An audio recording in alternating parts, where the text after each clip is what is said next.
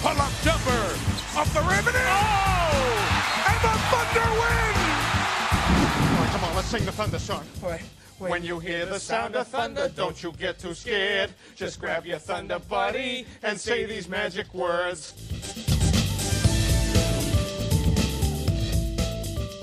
Hello and welcome back to another edition of the Thunder Buddies podcast. Special edition this time. We got LeBron James and the Cavs coming to town Thursday. So we got ESPN national writer Brian Windhorst on the telephone. Brian, thanks for coming on. Your first time on this podcast.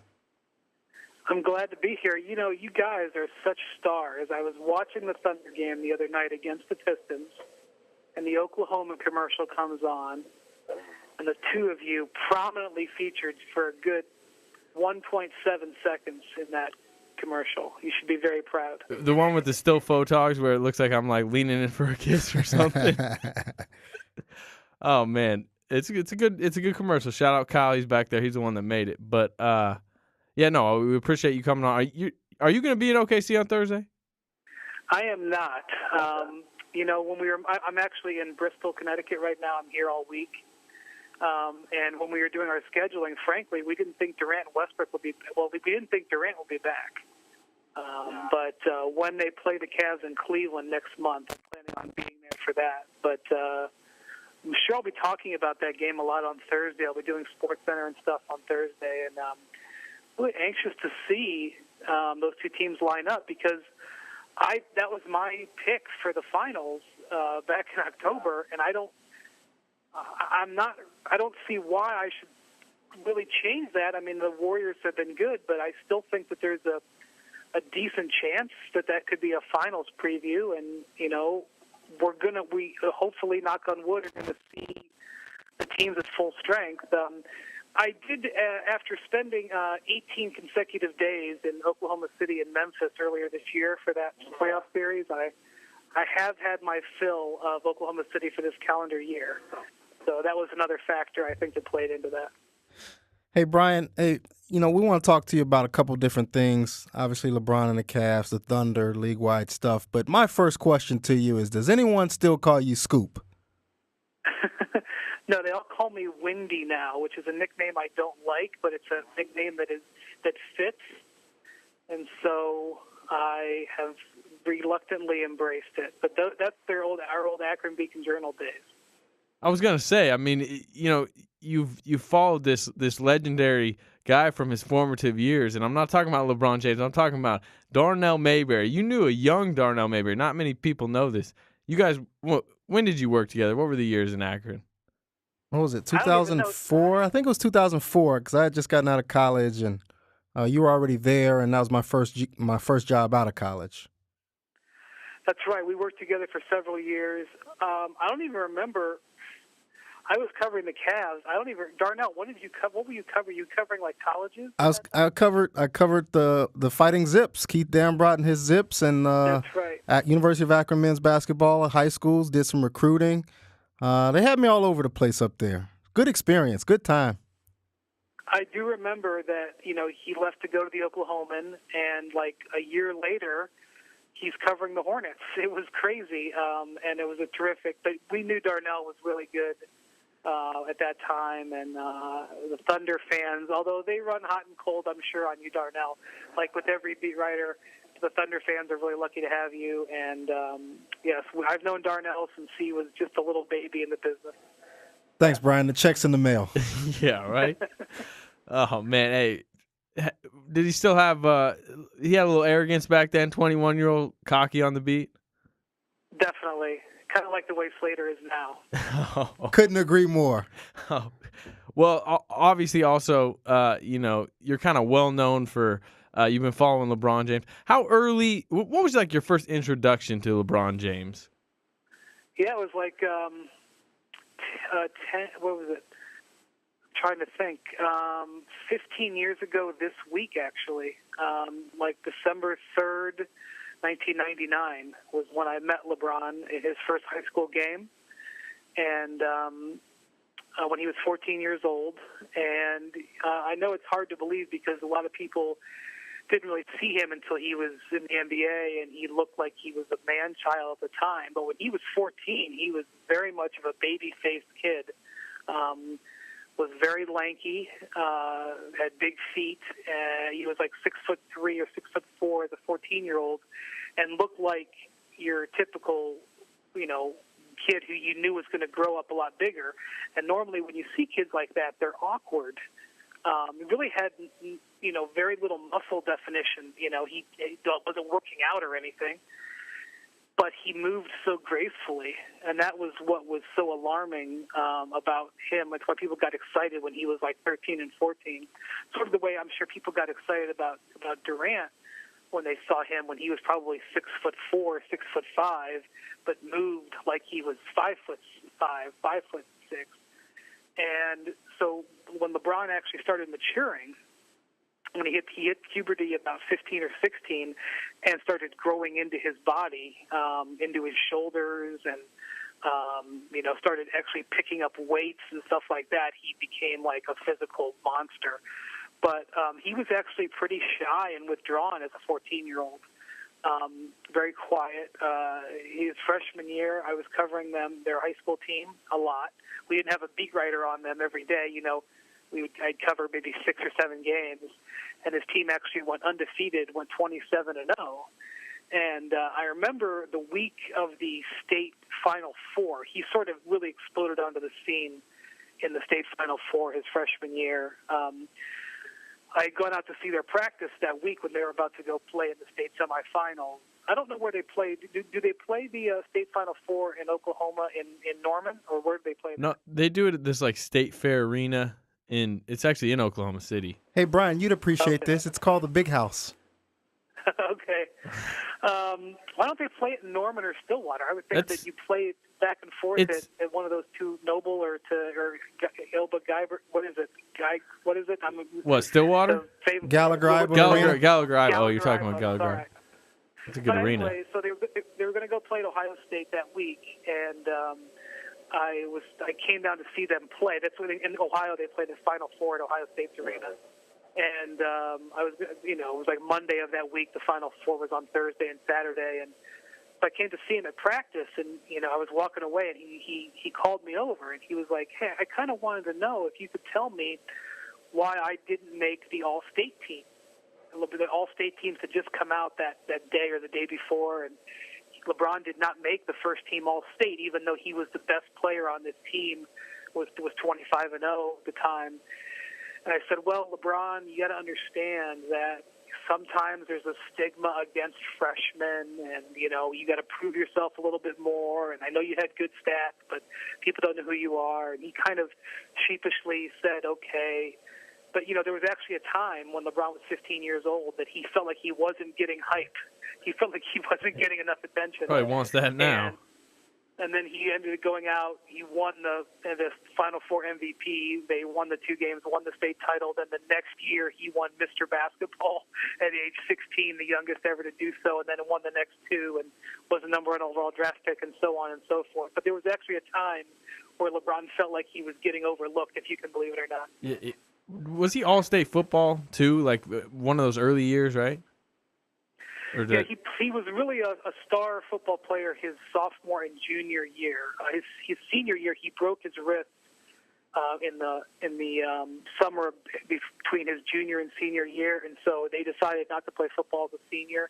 But when he was a junior, his team went to the Final Four. As Darnell will tell you, the high school that he went to, which also happens to be the high school I went to, is a pretty strong powerhouse athletic team in Ohio. And in fact, they've got, I think, 4 players right now who are on Ohio State's team. One of their kids, Duran Grant, just had 2 interceptions at the Big Ten title game the other night. And he was on a really good team then. Now, I have to say that when LeBron played football, and not that I blame him for 1 second here, but just to be fair, he basically ran a lot of fade patterns and out routes. And I think that was, he didn't want to get hurt, which I don't blame him. He had, $100 million knees, so it wouldn't make a whole lot of sense to go over the middle. So, but can you imagine, they were playing in the mid-sized school division. It was middle. They were mid-sized school. So you're a 5'10", 180-pound cornerback, 17 or 18 years old. You're top physical condition. You've done all your conditioning, and you're all ready to go. And you come out to play, and here comes a 6'6", 230-pound guy who can jump 12 feet in the air, and you got to cover him. Good luck. So you have to imagine that he put up some pretty big numbers without even really, running. I mean, I don't think he even ran slant patterns. Forget about doing crossing routes. He didn't even run slant patterns. And when they got down inside the 20-yard line, they would just run fades into the corner. And, I mean, I don't care if you put three guys on him. What are you going to do? The guy can jump 12 feet in the air. Yeah. So he was just physically so much more dominant than the players around him. And he would have been at the next level, too, because he still would have been able to jump just as high. But I think he made the right decision in terms of where to go. He was one of those rare high school to the NBA guys who walked right in and was like the best. I mean, basically, he was the best player on the Cavs that first year. How early do you think he could? I mean, obviously, NBA rules prohibit it, but how early do you think he could have at least been like an NBA rotation type talent? Like, even as like a sophomore in high school, would that have been possible? If he had come out, because there was some talk about him, Bryce Harper, never really realistic, but there was some talk about him coming out after his junior year of high school. And my guess is he would have been taken in the top 5 of the draft that year. That was the year Yao Ming was taken number 1. But if you go back to 2001, I mean, he was drafted in 2003. 2001, that was the year all those high school kids got taken. Kwame Brown went number 1. Tyson Chandler, I think, went number 3 off the top of my head. I believe Eddie Curry went 4 or 5, and then Sagana Diop went like maybe number 7 or 8. So there was 4 guys taken in the top 10 from high school in 2001, and LeBron was better than all of those guys at the time. And so 2002 would have been after his junior year, and Yao would have gone number 1, and I can't remember off the top of my head who else was in that draft, but I feel like LeBron would have probably been a top 5 player. And the reason he was able to compete right away is because he just had great size. He was able, he was 6'8", 6'7". I think he was about 240 when he came in, and he could back down just about. He came in playing like point guard, shooting guard. I mean, now we see him as a point small forward, if you will, but he was playing more shooting guard at the time, so he was virtually bigger than bigger than just about everybody he played against, and that enabled him to do things right off the bat. Really, it was his size more than anything. Yeah. That, by the way, that 2002 draft, Yao goes number 1, Jay Williams goes number 2, Mike Dunleavy Jr. 3, Drew Gooden 4, and some guy named Nicolas Tsitsivili. Yeah. Nicolas Skishvili. Yeah, my guess is he would have gone 2 or 3. Yeah, depending on what you thought about Jay Williams. Yeah, Yao still would have gone 1. But my guess is, I really do believe he would have gone in the top 3 because he was, by the time he was 16, he was universally recognized as the best high school player in the country. It wasn't like, well, there's this other guy in California, well, there's this guy in Florida, this guy in Texas. No. Everybody who saw him play was like, this guy can play. There was not even a debate. So 2002, I honestly believe he would have definitely been a top 3-4 pick. Hey, Brian, obviously because you've followed LeBron for so long, you've developed this reputation as sort of his biographer, and there's this stigma that you sort of stalk him. Do you resent that stigma? How do you feel about that? I don't really care. I mean, I haven't even lived in the same city as LeBron for the last 3 years. I don't think people really realize that. I don't really, you really can't care what people think. I mean, I got a lot of flack when I left Cleveland to come to ESPN when LeBron went to Miami in 2010. I was really treated poorly by my hometown in Akron and Cleveland. And, I just sort of shrugged my shoulders and was like, well, I had a chance to go to work at ESPN. I think it's worked out for me. And I'm just like, I think going to Miami worked out for LeBron. And the fact remains, I really did not like living in Miami. I lived there for 2 years. I decided basically after the lockout that I wanted to get out of Miami full-time as fast as I could. I was still there a lot. I still flew down there all the time. I still was at 30 or 40 Heat regular season games and all their playoff games. But I decided pretty quick that I didn't like Miami, and guess who else felt that same way? LeBron felt the same way. He wasn't in love with Miami. I think he loved playing for the Heat. It was a great opportunity, and I really enjoyed covering the Heat. I really have nothing but positive remarks to say about that organization and that experience for those 4 years, but I didn't like living there. So, I mean, people who want to say that, they don't really know that I've lived elsewhere for the last 3 years.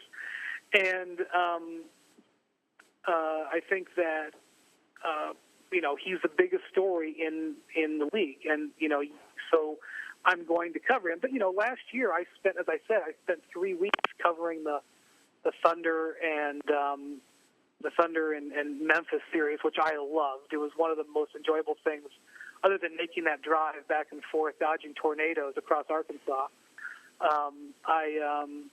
I loved that. I spent a lot of time with the Indiana Pacers over the last 3 years. I've spent quite a bit of time with the Chicago Bulls this year. I spend most of my time now in Bristol doing television work. I've only been to maybe 7 Cavs games this year, albeit more coming up.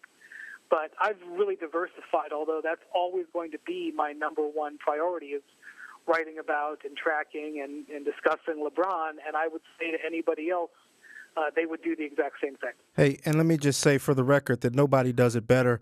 When it comes to LeBron and all things LeBron James in terms of insight, perspective, Brian Windhorst is the guy. That piece you did when they played the Spurs for the first time in Cleveland, although comical seeing you stand outside in 30-degree weather in Cleveland was hilarious. I wish it was 30 degrees. I wish it was 30 degrees. You looked like you were not enjoying that. But that piece you did was fantastic. Yeah, and I just think part of it is I just had the fortune that he went to the same high school I did, and I met him when he was 14. And I just had the opportunity to cover him along the way. I just have a depth of knowledge with him that just is really more about time. Just as there are all of us, I mean, we all have really, all of us have become experts in certain things because we spent our time around them. I mean, there are thousands of people who are plumbers who have been working on plumbing for 15 years, and they are the exact person you need to talk to if in your little area you need something done with your plumbing. That's really no different. It's just that I'm fortunate this happens to be a guy who's very high profile, and there's very few, and there's just not that many people who spend all that time around him. And I was with him in Akron and Cleveland. When he moved to Cleveland, I moved to Cleveland. When he moved to Miami, I moved to Miami. We were going through some of the same things.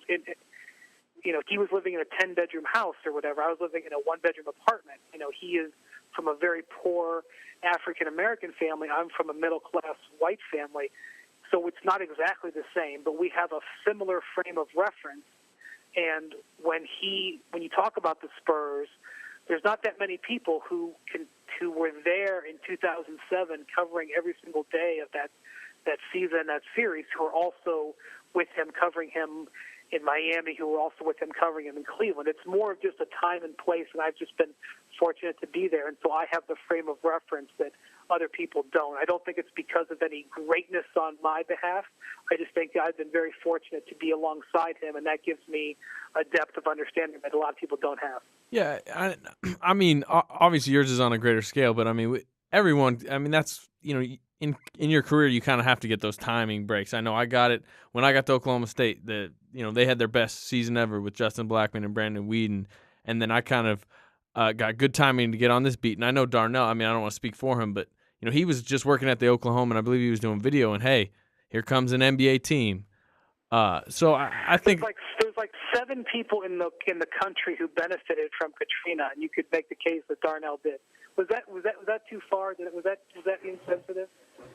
No, I mean, I understand what you're saying, and I agree. I mean, in fact, I left the Beacon Journal in 2005, and I was coming to cover Oklahoma State football, and a couple days before I even got here, the Hornets had to temporarily relocate here because of Katrina, and they asked me how would I like to cover the NBA, and I said, "What, are you kidding me? Of course I'd want to cover the NBA." So from the moment I got here, I was covering the NBA, probably as a 22-year-old inexperienced reporter. So it was a completely unpredictable and lucky, and unfortunately because of a natural disaster, but it was a break, right? And just like it was a completely unpredictable thing that I would meet LeBron James when he was 14, and I was like 20, still in college, working for the local paper as a high school writer who happened to just get to be on that place and time.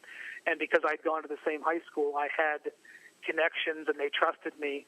I mean, it was a total, and subsequently I've worked very hard, just as Darnell, you've worked very hard, and Slater, you've worked, really hard to get there. But I mean, it's all time and place. And really, if you go down the list of anything, I mean, even LeBron will tell you. I mean, there was time and place things in his life.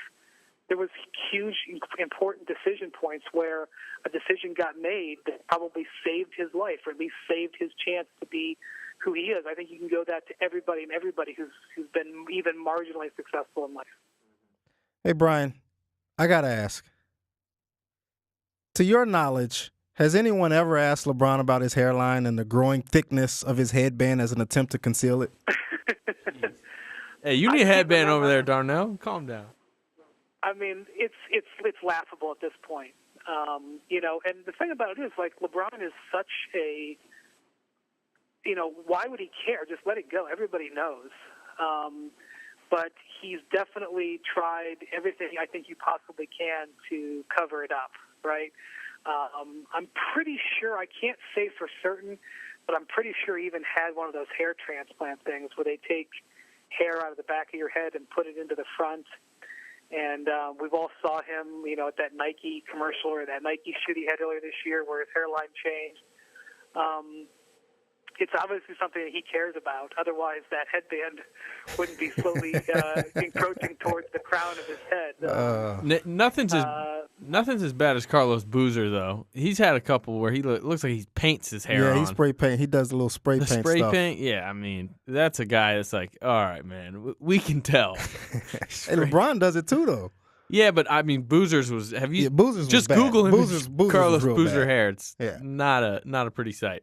But Brian, you mentioned now twice the Memphis Thunder series last year, which I mean, everyone who remembers it remembers 4 OTs. You had so many different storylines involved. Obviously, the headline and everything that happened there. I wanted to ask you, because I know you covered that series, what is the best playoff series in your opinion that you've covered? Boy, I've covered several dozen. That series with the Cavs Spurs a couple of years ago that went 7 games. That was because it was. I'm sorry, what I say, Cavs Heat Spurs, because it was in the finals. I think it has a little bit more gravitas than a first round series.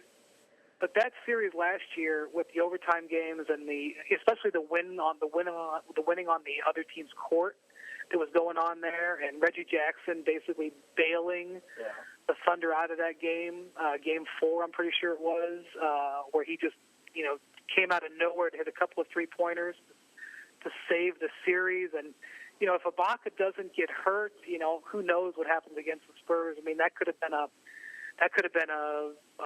title-changing moment for Reggie. And I mean, as far as head-to-head, that might be it. And unfortunately, the Zach suspension in Game 7, I think, changed things a little bit. It sort of tainted the end of it. Although I'm pretty sure the Thunder would have won that no matter what. But I probably would have to go with. There's also a Heat Celtics series that went 7 games in the conference finals. I think in 2012. Which is where LeBron scored 45 points in an elimination Game 6 in Boston. That was a great series where the two teams. That was where the Chris Bosh came back and hit a bunch of that before we knew Chris Bosh was a real 3-point shooter. He hit a bunch of 3-pointers in Game 7 in Miami. So I've had a chance to cover several really great series, and that Thunder series last year with the Grizzlies. I mean, the thing about it is, and I think the Thunder fans should take this into account as they look ahead here, that Grizzlies team was the 7th seed, okay? They were a BS 7th seed. That was not a 7th seed. In all probability, if Memphis had been in the East, they would have gone to the conference finals. And I think Thunder fans should take that into account, especially this year. Your seeding in the West means nothing. And it was a terrible break for the Thunder to have to play the Grizzlies as the 2-7. I mean, what a joke, the fact that to call the Grizzlies a 7 seed. And certainly it had to be one of the best number 2 versus number 7 seeds in NBA history, just because of how tight that series was and how the Grizzlies were really way better than what their regular season record said they were. Yeah, fun. The irony is we could see the same thing in reverse this year. Yeah, could be 2-7, Grizzlies 2, Thunder 7 this year, which would kind of be ironic, twisting it back. Underrated parts of that series, obviously we talk about all the crazy things, obviously the headline, everything that happened. Remember, we randomly just suddenly had the Adam Silver press conference right after the Donald Sterling thing happened. My God. That's thrown right in the middle of that series, and he was in Memphis. Yeah, it was. I think it was a Saturday. I think it was before Game 3 of the Memphis, the first game in Memphis. And who would have known that, at that moment, that Donald Sterling would be not the owner of the Clippers within essentially a couple of months. Yeah, I mean, I remember Game 1. One of the things I remember about that series was the Thunder crowd, whenever Mike Miller would get the ball, when he was open, and the crowd would just groan as the ball was in the air because he knew it was going in. Flashbacks of the 2012 finals. I remember KD falling out of bounds and hitting that shot along the baseline. My favorite moment, Kendrick Perkins sitting on Miller. Remember, he sits on Mike Miller and he kind of just chills there for a second. He's like, "Yeah, this is happening." That was my favorite moment. It was a wild series, and I remember just how gutted the Thunder were after losing Game 5 at home, just being around them, and then how equally gutted Memphis was after losing Game 6 at home. I mean, just seeing being in each of the two locker rooms after both teams felt like they lost the series on their home court. It was really remarkable. I really think you have to have that. If the home team wins every game, or if the games aren't close. I mean, sometimes you can have fake close series. I remember there was a series with the Celtics and the Hawks a few years ago when the Celtics won the title. The series went 7 games. Every team won at home, and every game was pretty much lopsided. It was sort of a fake close series. Last year, with all those overtimes and the controversies and everything like that, and Slater mentioned the headline. We'll just move past that. All that stuff just gave it so much spice. And really, by the end of it, ESPN was totally invested in that series. I mean, it was definitely the most compelling series of the first round, and we were doing 3, 4, 5, 6 reports a day from Oklahoma City and Memphis in there because the country had been captivated by it. Yeah, that Game 5 that you're talking about, that was because you had the Kendrick Perkins buzzer beater to send it to overtime, and then remember Ibaka hits a buzzer beater to, they think, win it in overtime. They go over to the monitor and wave it off. And that was the Joey Crawford game. Oh, right, yeah, took the ball from Kevin, and I actually had to sort of, I don't want to say testify, but I spoke because I was sitting at the table and I saw what happened, and I understood what Joey was upset about. I don't know if he needed to stop the game, but he was trying to correct an error that was going on, and I even talked to Joey about it a couple of weeks later. Because I had to explain, I gave sort of the objective viewpoint to the league about what happened there, which was there was something wrong with the scoreboard, and Joey wanted it corrected, and he took the ball from KD, and then KD missed the free throw, and he was upset about that. So, yeah, there was. But you just keep going on and on and on. You can talk about it forever. Hey, Brian, you were one of the first to say LeBron usurped Kobe as the league's best player. In fact, I think you might have said it in 2008 or 2009. real early when Kobe was considered to be the best player in the game still. And I remember we had debates, a running debate back and forth, because I was still on Kobe's bandwagon, and you had said LeBron was now that guy. How close are you to giving Kevin Durant that crown now? I remember the day that I decided LeBron had passed Kobe. And it was a Sunday afternoon game in L.A. in January of, I think, 2007. Kobe won the MVP that year, but he really shouldn't have. Kobe should have won the MVP the year before, and he got it in 2007, or maybe he got it in 2008. But whatever, I remember there was this Sunday afternoon Cavs-Lakers game, and Kobe was guarding LeBron down the stretch, and Kobe couldn't handle him. LeBron just totally muscled him, made every play over him, outplayed him, and I said, well, he's past him. And, I sort of got a little bit of that same feel last year in Miami. I want to say it was in January, but I can't remember, when the Thunder came in. I think they won the game. The Thunder won in Miami last year, right?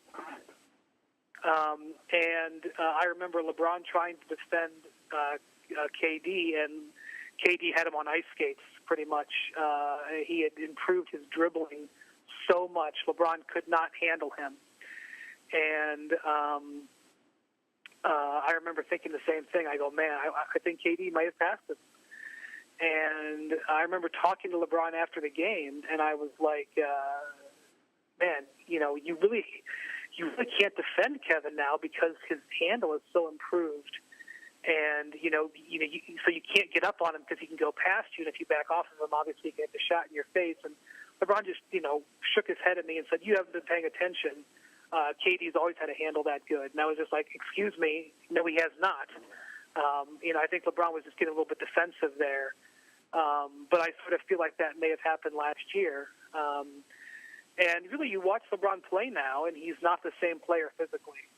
He's not as explosive. The minutes have taken a toll on his body. He's going to turn 30 years old in 3 weeks. And you can tell he's not as explosive as a player. You almost never see him dunk in the half court anymore. Now, he is so much more of a polished player. His footwork and his ability to read defenses and play with his back to the basket and create space. He's just so much more polished than he was even when I thought he passed Kobe, that he's really overall a better basketball player. But he's past his physical peak, I believe. Doesn't mean he may not win another MVP or win more titles. But, Jordan was pretty much past his physical peak at age 32, at age 30 as well. And it didn't, slow him down from racking stuff up. So, I think that, you can make an argument that KD, has maybe passed him, especially the way KD has improved his defense last year. Haven't seen that improved defense come back yet. We're just early on in this season. But I definitely got that same feel, last year. And I think LeBron was certainly motivated when they came back to OKC last year to put things in place. And you could tell by the way he and the Heat played in that game.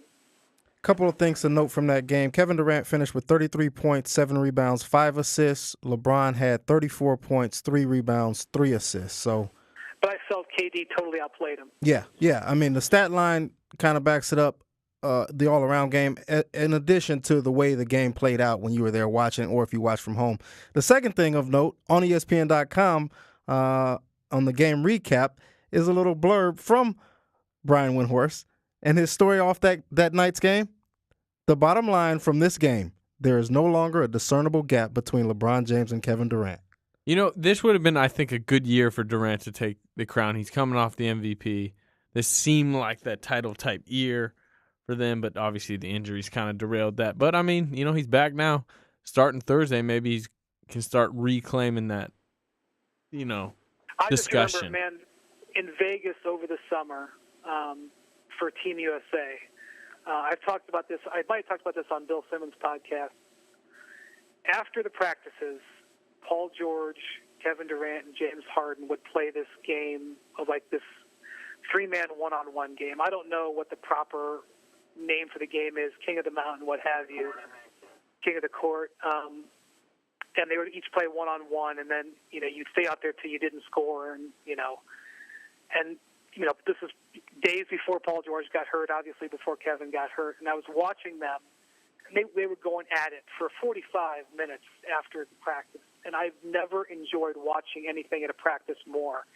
And I'm watching Paul George try to defend to Kevin, and, they would start at the top of the key, and Kevin would, just hold the ball, and Paul is in his uniform. I mean, man to man, chest to chest, in his uniform. He couldn't stop him. He couldn't stop him. I mean, KD is driving, throwing in reverse layups. He's pulling up and hitting fadeaway 18-footers. He's just pulling straight up and hitting 22-footers with Paul literally 1 centimeter from him. At one point, he went to his right, and George cut him off, and KD came up and literally banked in an 18-foot hook shot. And Paul was so frustrated because he's one of the best defensive guys in the game, and he's working his tail off. I mean, there was a genuine competition. They were trying to stop each other, and he just couldn't stop him. And, Harden actually couldn't stop him either. Really? Naturally. Yeah, right. Actually, James was working. In fact, I was joking, if Rocket fans saw how hard he was working in that drill, they'd wonder what the heck happened all season. But I was just watching. I was like, the man can't be stopped. He can't be stopped. He's at the absolute premium peak of his game. He cannot be stopped. And that's what I'm saying. Nobody can stop him. And that's why I hope that this injury doesn't derail him. Obviously, it's going to slow him down a little bit, and you expect him to recover. And I've heard the Thunder's opinion on it. They feel like he'll be just fine, and lots of guys have recovered. But I hope I didn't see Durant at his absolute peak and never to return to that level those days in Vegas. I really hope that's not true. Hey, slow down now, Brian. First, you said he's coming for LeBron, and then now you're kind of saying he could be done. And we don't want to hear that. We don't want to hear that. I got news for you. He's not coming for LeBron. He came for LeBron. He already took it. He got the trophy in his house. I'm just saying that I felt in Vegas that the man was absolutely at the peak of his powers, unstoppable, and I just hope that he returns to that level, just as a fan of the NBA. I just hope that that's true. And it sounds like there's a good chance of it happening, but, we don't know. Hey, a couple things about the Thunder. Can this team, as currently constructed, win an NBA championship? I think so, yes. I've picked them a couple of times in recent years. Obviously, I think they can. I would really like it if, I was watching the other night, and, I thought Jeremy Lamb, I don't watch every single Thunder game, but I saw Jeremy Lamb have 5 or 6 really good minutes against the Pistons, and I was like, well, if he plays like that on a regular basis, and if, I think Steven Adams is one of the most interesting young big men in the league. I picked him as a most improved candidate this year because I like his future, and if he and Perk play well, and I could go down the line if. Yeah, and I think a lot of it has to do with their supporting players playing to their level. We really haven't seen any of the the recent Thunder draft picks explode like the previous ones did. We haven't seen. We've seen flashes from Perry Jones. Is it going to be him? Is Lamb going to do it? Because they haven't been able to add players in free agency or trade recently, what they've really had to do is hope that one of their other young draft picks takes that big step forward that Reggie has taken. And that's what I really wanted to see this year. And there's been flashes, but I haven't seen it on a strong enough basis to where they have that other body. Ideally, on a team like the Thunder, where you have your 3 players that you've drafted and have come, beautifully. You've got 3 stars in your starting lineup, and then even Reggie, a 4th player they drafted, way ahead of what you'd expect at the curve. You would have added a player in free agency who would have been a nice addition, a veteran player to match with those young guys, and that influx of talent would help put you over the top. But just haven't been able to do that for various reasons. And so that's one of the things that's held them back. And then they've just had plain old bad luck. Russ getting hurt 2 years ago, then last year Serge getting hurt. That's just bad luck. And so maybe it's their year that now they've had their bad luck out of the way with more injuries this year. Maybe it'll be their turn with luck. And sometimes it just really comes down to that. And anybody who's around the league for any period of time will tell you that. Along those same lines, Brian, I got to ask you, I mean, you covered two coaches who were sort of at a crossroads. Mike Brown, obviously the first one never being able to get to that mountaintop, and then Eric Spoelstra having to start from the ground up and obviously getting there. Based on what you saw with those two guys, what are your impressions of Scott Brooks, and do you think he can be the guy that leads this team to a championship? I mean, Scott has routinely improved his team's defense. When they're healthy, they really rounded into one of the best defensive teams in the league, and I really think that team defense is established by the coach, and so I credit him for that. And offensively, he's always been challenged, and he's been a little bit stubborn. Maybe a little bit stubborn is too kind. But there's a lot of history in the league that says, believing in your principles pays off over the long run. And there's reason to believe that being stubborn makes some sense. Scott has gotten the team to the finals. He's been able to do it. He's won many playoff series. He's won many playoff games. There's no reason why he can't lead the team to a title. Is he the best coach in the league? No, I don't think he is. Does he get the absolute maximum out of his players? That's debatable. But I do think he is not what's holding the Thunder back. What's held the Thunder back over the last couple of years is some terribly rotten, unfortunate timed injuries. In terms of the injuries, obviously people look at those and say, well, this is why they shouldn't have traded James Harden. This is why they shouldn't have traded Jeff Green, so on and so forth. And people point to that window, saying it's closing, that they're not going to win a title. If they don't do it this year, then Kevin Durant's going to leave in 2016. What do you make of all of that? I mean, how concerned should Thunder fans be about that proverbial window closing? Well, I think they still have a really young team, so I wouldn't really worry about that. I think if you're going to take a shot at the team, you have to wonder whether or not if they had cleared more spending, and would the team have won? I'm sure if Sam Presti debated me on this topic, he would win the debate because he's very smart. He's smarter than me. He's very well thought out, and he has, I'm sure, compelling points. And I'm sure you could prepare a report on how spending on extra players doesn't always work, and that would put the team in a bad position. But I just feel like there's been 3 or 4 times in the last 3 or 4 years where the team could have spent some money and just didn't.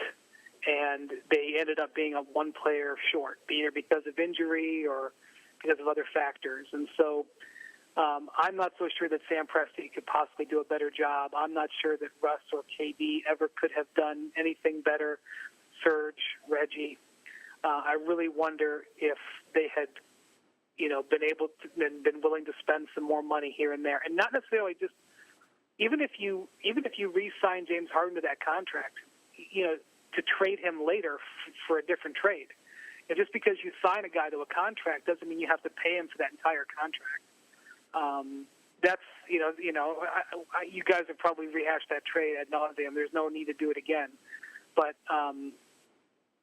If you go back and look, only one team, I'm pretty sure, in the last 12 years has won the title without paying the luxury tax, and that was the Pistons, I believe, in 2004. Maybe don't hold me to that. Maybe I'd have to go back and research that, but I'm pretty sure maybe the Spurs, I think maybe the last year the Spurs didn't pay the luxury tax. Maybe they were the second team. But typically, teams who win the title have paid or at least been very close to the luxury tax. And that's something where the Thunder have just fallen short. And I agree that you have to be careful about going into the tax year after year after year, putting yourself in a bad position when you've got to rebuild. And like I said, I've heard the Thunder's thinking on that. But you just wonder, had they had an extra player or player and a half over the last few years, would it have made a difference? And, did they make a decision to be more financially flexible and think about the long term, hurt them in the short term? But I still think that they have a very young team. I think that their team's individual player windows are still very wide, wider than even, like, you go and look at Memphis and you go and look at Golden State, you go and look at Cleveland, Chicago. Out of all those teams, even Houston, out of all those teams, the Thunder are still the youngest out of all of them. They still have the best long-term prospects out of all of them, and that's saying something. So to me, I'm not concerned about the window, as I'm concerned about when the next crossroads happens. Will they be able to do it? And this year they actually chased free agents. They went and chased Pau Gasol, and it was really the first time that I can remember that they went out and tried to get into the bidding for a player that was of that nature. And maybe that's a signal that they're loosening up a little bit, and the cap is going up, and they're going to have opportunities. You just wonder where they're going to go, because in the past they've just stopped short in that one area. If you had to put your life savings on it, would you say Kevin Durant stays in 2016 or goes somewhere else? I mean, I think right now he probably stays. The Kevin Durant that I know is a pretty loyal guy. I think he loves playing Oklahoma City. I think just what's interesting, what just happened with this Nike thing, how that played out. He had a lot of reasons to go to Under Armour, a lot of money, and there was a lot of intrigue, and certainly it would have been a really interesting story, and the whole DC connection and all that stuff, and he ended up staying with Nike because Nike could match the offer, and because he was happy there, and that's where he had the best chance to succeed. And honestly, I think the Thunder, I can't even predict what's going to happen next month, much less 2 years from now. But I would think that the way that shoe contract played out would probably how I would predict the free agency to come out. If it was happening today, I would say he would probably go maybe to third base with some teams, and maybe even to third base with the Wizards. But I honestly believe that he'll play out the same way, that in the end he'll stay with the Thunder. Now, will he sign another 5-year contract with no outs? That I will guarantee will not happen again. So it's probably going to be something where it's going to become a stress point, on a regular basis into the future. But guess what? That's how the league works now. Yeah, no doubt he's a loyal guy. I mean, he's still happily and publicly a Redskins fan through this season. So there's no doubt he remains loyal. Quick last thing before we let you get out of here. Cavs and Thunder are here Thursday, obviously. You just mentioned earlier that was your preseason title pick. With everything that's happening this season, with the Cavs kind of struggling a little bit, and then obviously with the Thunder's injury situation, have you changed who you think it's going to be, or just where you kind of viewing it as this season moves forward? I think the Cavs are the most talented team in the East, and so I picked them. I'm sticking with them. I didn't change my pick when they were 5-7. I also think that their owner will spend money. I wouldn't be surprised if they make an addition or two during the season. I have to clarify if there's injuries. You can't say for sure, but they're the most talented team. They have and almost always the most talented team. Well, I shouldn't say almost always, but a lot of times the most talented team wins. So they're now, they're the biggest threat that the league should be paying attention to is the Cavs' defense has improved dramatically. They are now a top 15 defensive team, even though they were miserable defensively for the first 3 weeks of the season.